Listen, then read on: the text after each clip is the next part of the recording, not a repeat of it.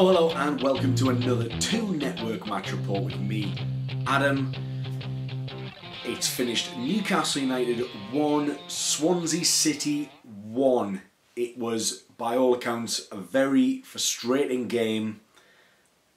It was another tale of missed chances, another disallowed goal, and ultimately the crux of the narrative is that Newcastle simply lack Premier League quality, and given that this is January transfer window, Rafa Benitez presumably still doesn't know how much he has to spend on recruits.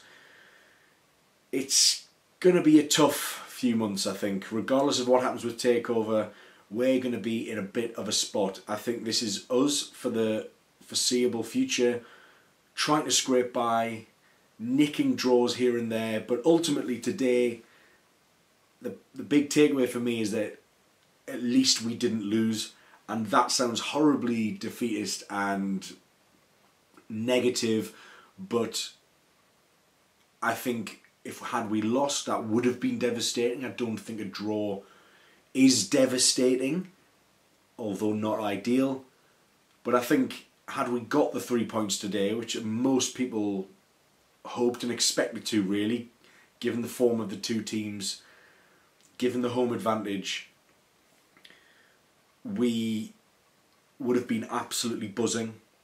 And to win today would have taken us, I'm just checking the table now, that would have taken us up into 11th place, a point behind Watford.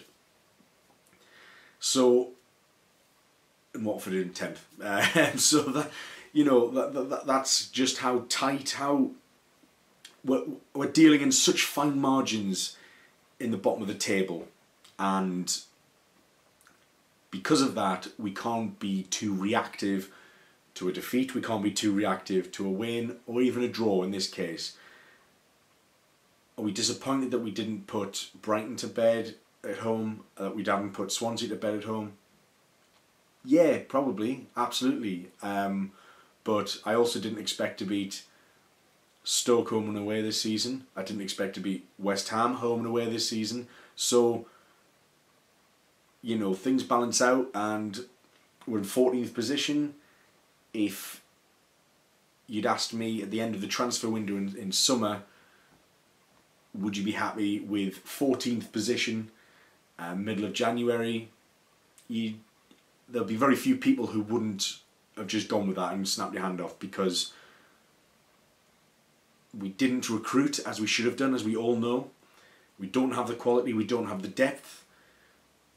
Our fellow promoted sides, Brighton and Huddersfield, have now spent about twice as much as we have this season, and that just that just shows how far we've been left behind, even by our own frugal standards. It's ludicrous statistic, really. But let's get back to the game. It was a team which saw Paul Dummett start in favour of Javier Manquillo. Shelvey and Diarmi made up the midfield. Richie Natsu joined Perez and Gale in attack as well. Now, this game really reminded me of the Bournemouth game, certainly the first half. In the Bournemouth game, we peppered them and had a goal at that point wrongly ruled out for offside. Today's game, we really started brightly. I thought the crowd seemed to be a bit more encouraging. I thought against Brighton, the crowd was very negative, and it was a far cry from the the positivity that we'd seen in the game against Man City. The understanding from the we didn't get on the players' back for passing sideways, for passing backwards, for example. And I thought the atmosphere was a little bit better today, certainly from where I was sitting in the East Stand. And we kind of seemed to pick up where we left off against Luton in the FA Cup last weekend, and we showed that we can create chances. And the first 2 big chances fell to Dwight Gale.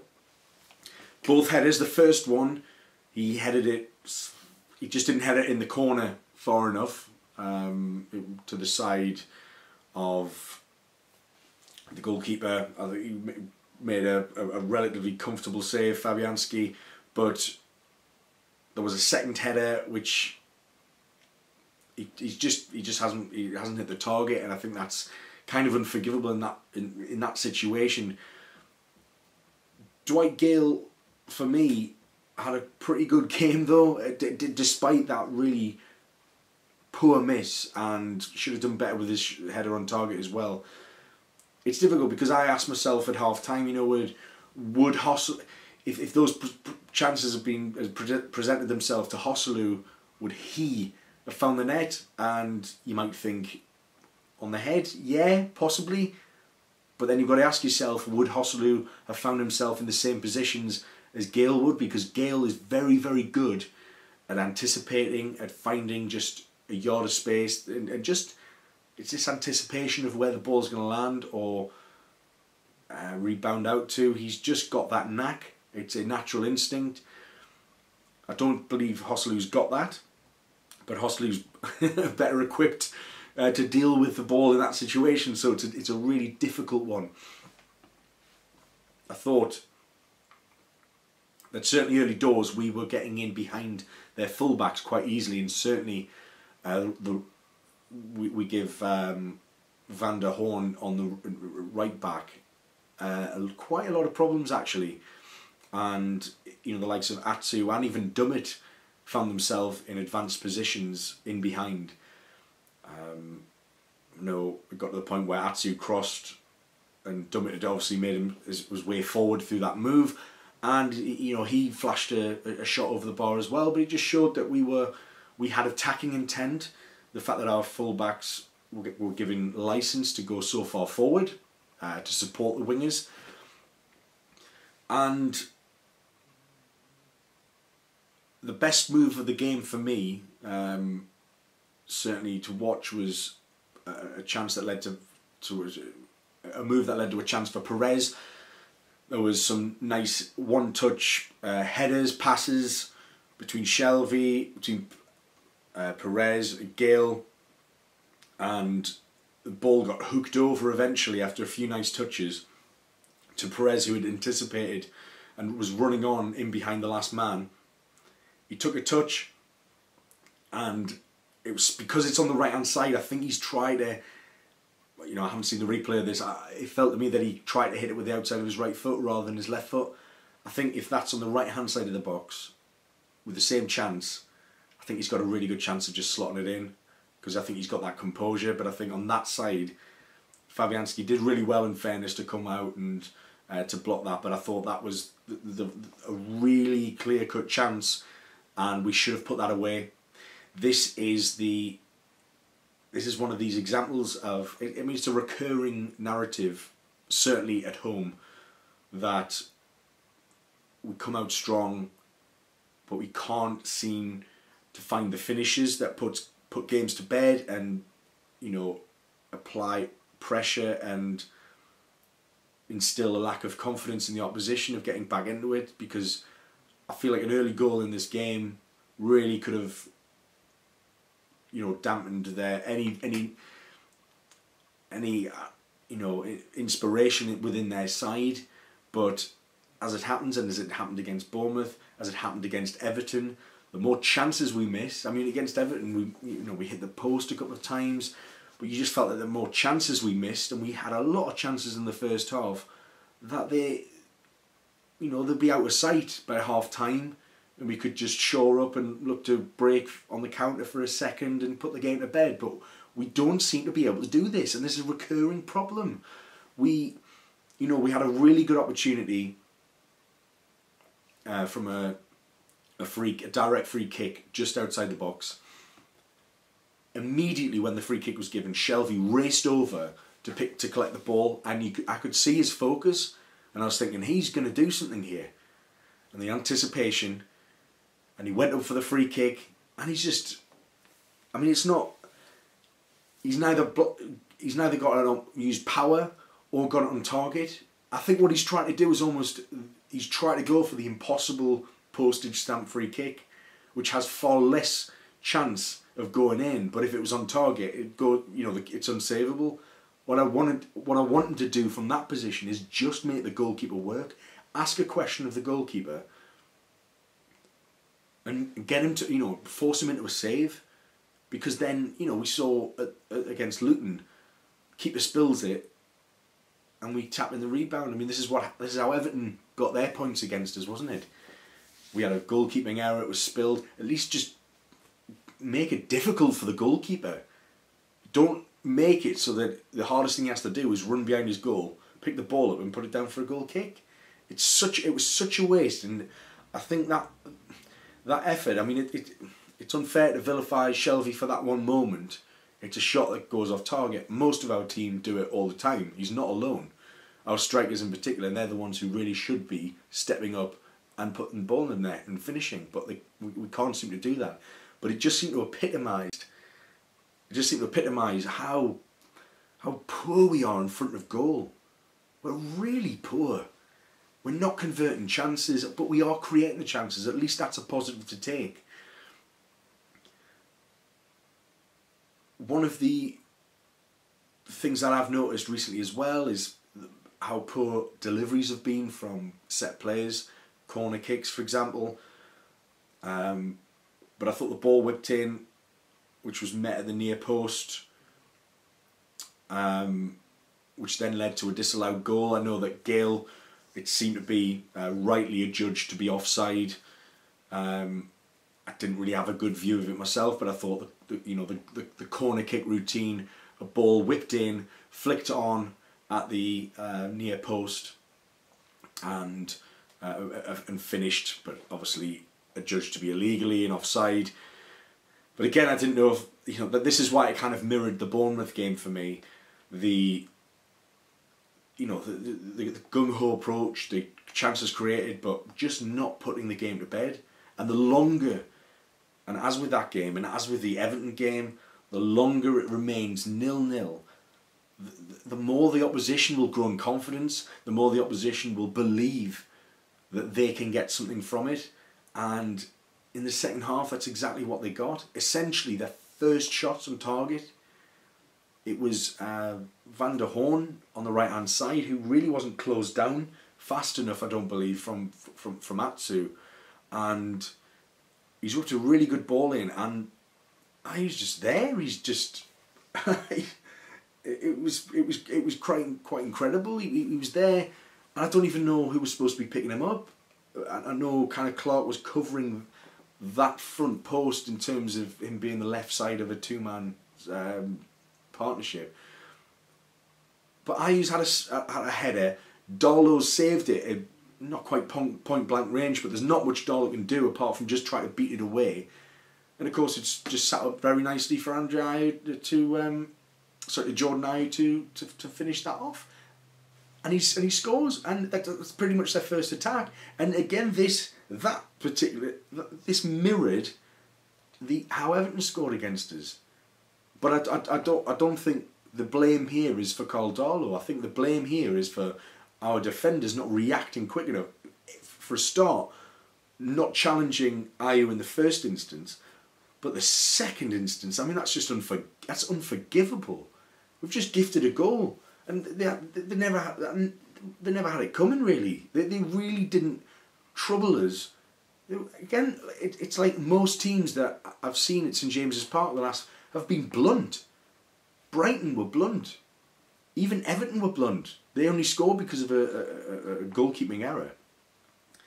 And today, Swansea were blunt. I thought that the only way that they would score is from a set play.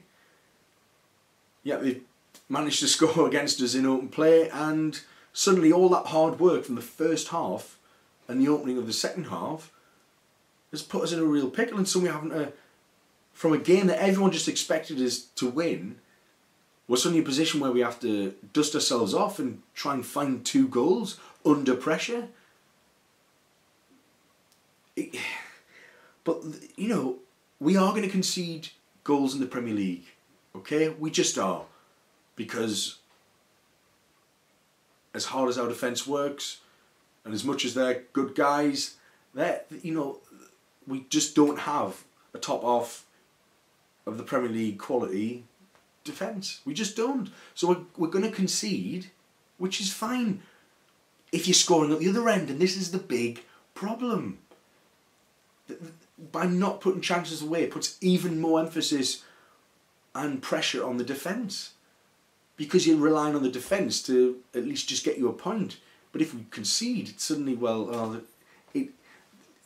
the attack are as much to blame than the defensive errors for me, because we really need to be putting the game to bed and scoring goals. And luckily we'd found a goal, and it became, yes, it was only about 8 minutes after Jordan Ayew's goal. It was great bit of play by Shelvey. It came to Perez, who kind of he sort of spooned his shot, and Hosselu, who'd come on for Gale at this point, early doors. I mean, I thought it was quite a brave decision by Rafa Benitez to bring on Gale, who seemed, as much as he'd missed a couple of chances, he seemed to be picking up these positions in the box that looked, like he could get a shot away, or he could, do some damage. I know he was bearing down on goal in the first half, and instead of shooting, he sort of laid it off to Perez, who fired straight at Fabianski. It's things like that where you think, if you've got a bit more confidence, just have a lash, mate. Just go for it. He can score from outside the box. He's proved it last year, time and time again. But he just didn't fancy his chances shooting. You think you're bearing down on goal. There's no defenders around you. That they're allowing you to progress on towards the goal. The ball's moving forward. That should be a perfect environment just to absolutely put your laces through it and smash one. Ask a question, but he didn't. But even then, I really liked Gale's defensive contribution today. The amount of times he managed to win possession back from Swansea's defenders. I mean, and midfielders, they must have been going livid every time it happened, because he made it look so easy. But he did that about 2 or 3 times, and it got us into a counter-attacking position. So it was I thought it was brilliant work. So I thought it was quite a bold move by Benitez to actually bring Gale off rather than Perez. Not that Perez was having a bad game by any stretch, but I thought Gale just looked like the player who might have done something, might have just got on the end of something. But I guess with bringing Hosselu on, it maybe gave us a focal point in attack, which we had sort of been lacking. We'd been using the wings a lot and trying to get in low crosses, but now we had a position where we could get some long balls to Hosselu's head. We could aim some high crosses from the touchlines towards Hosselu as well. And of course, Perez has spooned this shot sort of 8 minutes after we've gone behind. Hosselu sort of picked it up, and he's sort of scuffed a really fluky shot through a couple of defenders' legs and right across the goalkeeper, who can't do anything about it, and it's nestled in the bottom corner. And St James Park celebrates. It's a huge sigh of relief, because I can't even remember the last time we went a goal down in the Premier League at home at St James's and actually fought back to win something. I can't remember the last time that happened. I'm sure some fact checkers out there might help us out in the comments below. But ultimately, the crux is it's been a very long time, and it was against the grain. So the fact that we kind of broke that particular rot was encouraging. And I thought, we've scored. It's about 70 minutes. We've got about 25 minutes to win this here, and it just didn't seem to happen. If anything, the last 10 minutes, Swansea really enjoyed some pressure, and they had a very, very good chance once Bonnie had come on in the second half. Former Newcastle target, Wilfred Bonnie. And the defence again were less exposed again. It was similar to the Luton goal, where Woodman he just had to come out to the edge of his box. And a similar thing happened with Darlow. He had to make a save, or the ball was running through and he had to just make a block. So he was kind of left out. There was defenders back on the line. And I think at the end, certainly Bonnie was involved in this. Swansea have got a shot away, and we've had to clear it off the line. And you suddenly think, bloody hell, we've come like a foot away from losing the game completely there.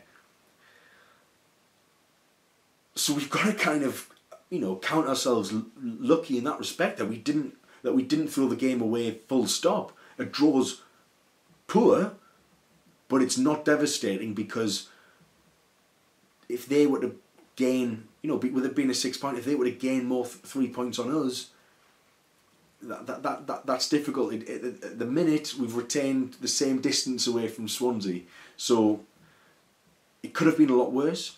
It could have been even worse. Again, I missed this in the game, but reports saying that Diarmy's been really, really lucky to get away with a handball on the line, and it could have been a red card and penalty. I mean, I would say to the guys next to me, I'd thought actually the referee was really good in this game. I thought he allowed the game to flow. He didn't stand for any, play acting or theatrics. He just kind of was, nah, get on with it. So I thought the referee got all the big calls right. I thought he got the yellow cards right, for example. I can't really fault him for any of them, really. The offside goal looked to be a good decision as well, from what I've seen from media outlets. So all the big calls got in the game, so we can't even blame the referee this time. But yeah, it looks like we might have got lucky with this Diarmy handball. I haven't seen the replay, so I may agree or disagree with myself there, but I think... So there's a couple of incidents where Swansea really had a good chance to score a second. They're fighting for their lives down there as well, so don't underestimate, because they're a poor team, because they've lost a lot of games recently, they've lost a manager as well, a new man's come in. This isn't the same Swansea City that has been, battered at the start of the season. However, we still had the best of the game, and we should have put them to bed, and we should have taken our chances. Now, amazingly again, and it's not that amazing in terms of it being unsurprising, but possession as well. Possession again. We've 42.5% possession to their 57.5%. They're the away side. We had more shots than they did. It's crazy. So we're not even... We struggle to kind of statistically control a game, or, they managed more shots on target than we did. They had 8 shots, got 5 on target. We had 12 shots and we got 4. I mean, look at the statistics coming out about Everton at the moment. In the last 5 matches, they've only had 4 shots on target. Now, we managed, however bad you think it is, we managed 4 on target in 1 game, people. So, it could be a hell of a lot worse. It really, really could. But as it stands, Newcastle in 14th. We're currently 3 points off Watford in 10th, 4 points away from Everton, who got a thumping at Spurs tonight, and we remain 3 points ahead of the relegation zone, which Stoke City are in. One of the big positives that I want to get from this is that now we definitely have the best goal difference in the whole of the second half. Okay, so we've got -10, Southampton's got -11, and then West Ham and Palace, who both scored victories today. West Ham smashing Huddersfield away 4-1, and Crystal Palace beating Burnley 1-0 as well. So we have the goal difference, and ultimately when a league table is so tight, you may scoff at the goal difference, but you've got to almost count that as an extra point, given the importance of it. And that's, the way Rafa Benitez has set us up defensively. We had a couple of shaky games before Christmas where we conceded 3s and 4s, but ultimately, if we're getting beat, it's by a goal. Granted, when we're winning, it's only by a goal as well, but it shows that there's a lot of fight there. There's still organisation, and you know, in case of just having a striker who's confident and on form and has the talent in the Premier League to put away chances, we're not doing much wrong at the minute. This run of games we're going on, we're creating the chances. We are defensively fairly sound as well. We're going to concede goals. We're not going to get a clean sheet every time, but on the whole, you know, we're not getting. We haven't been turned over for a long time. The mentality is there. They're fighting for the manager. The manager wants to add more recruits, but there's obvious politics going on. You know, off the pitch. That's going to be a distraction. But the players, you know, looking at Jamal Lascelles' interview in the week, he's saying all the right things. And again, I thought Lascelles was impressive today. I thought Dummett pretty much. I think I saw one header he didn't win that he went up for today. He was everywhere.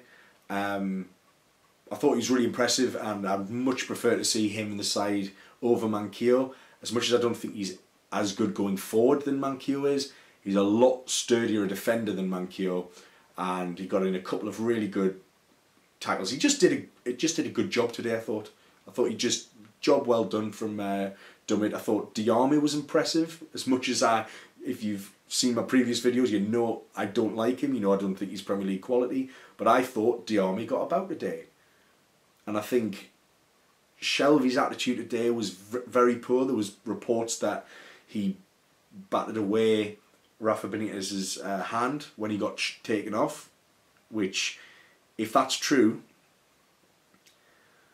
I don't think we can play it down. We saw what happened with Jack Colback when he had a disagreement with Rafa Benitez. He was left to rot in the reserves, quite literally, and he's still there now, and he will be sold. And if there's anything in these rumours about Shelvey going to West Ham, for example, if we can line somebody up to come in, like Mitrovic, Benitez will green light those sales, and that's difficult for me to say because I admire both players in their own way, but I think this tells us a lot about Rafa Benitez's side and what he looks for in the characters of his players, and ultimately the mentalities of Mitrovic, of Shelvey. Not necessarily the talent, it's the mentality, the discipline. That is what is hindering them, and that's what's hampering their careers. They're not allowing themselves to fulfill their own potential because they have this mental block, this barrier that they can't seem to get around, this self-destructive element, that if things are going too well, I'll get a yellow card or red card, or I'll shout at the referee, or do something petulant, like it seems that he's done. I might be wrong, the reports might be inaccurate, but we'll see what comes out in the wash. But if he's batted Rafa Benitez's hand away because he's upset about being taken off, and you know he didn't have the best attitude today anyway on the pitch, that might spell his path out of the club. It really might, and it's such a shame because his passing range is like nothing else in the league. He can do things with a football that very few other players can. However, Rafa Benitez believes in the team unit. And if Shelvey isn't, or doesn't want to play in that team unit, or have the same attitude or application, that's not cool. And there's only going to be one winner in that situation. So we'll see what comes of that. But that might be lights out for Shelvey, unfortunately. But in terms of January, where are we at? I know that he's not going to be able to. Well, we certainly won't give the green light for departures unless we've got them lined up. I think previous managers wouldn't be able to stand up to that. But I think Rafa Benitez, and especially what's going on with the takeover talks and with all these what seems to be are going to be broken promises, unsurprisingly, from the owner, who said that no matter what was happening in the takeover, there would be funds in January. It's the middle of January now, it's the 13th. If Rafa Benitez doesn't know what's happening, he wanted to get all of his business done by the 20th, which is a week's time. I don't see that happening. I probably think we're going to get a couple of loans in the last couple of days, but nothing significant, and I think we're just going to have to battle on as we are. It's a really tricky situation. Strikers, this is the big problem for us. This is what we need to focus on. Which strikers are available? We've got Daniel Sturridge, who I think Liverpool won about 25-30 million for. We're not going to be able to pay that. We're not going to be able to afford his wages. So Sturridge is out for me. Danny Ings, probably available on loan. We can probably afford his wages. But what kind of player is Danny Ings anymore? Is he a sharpshooter, sharpshooting natural finisher that we saw at Burnley? Or is he a man broken by constant injuries and a lack of confidence and rustiness?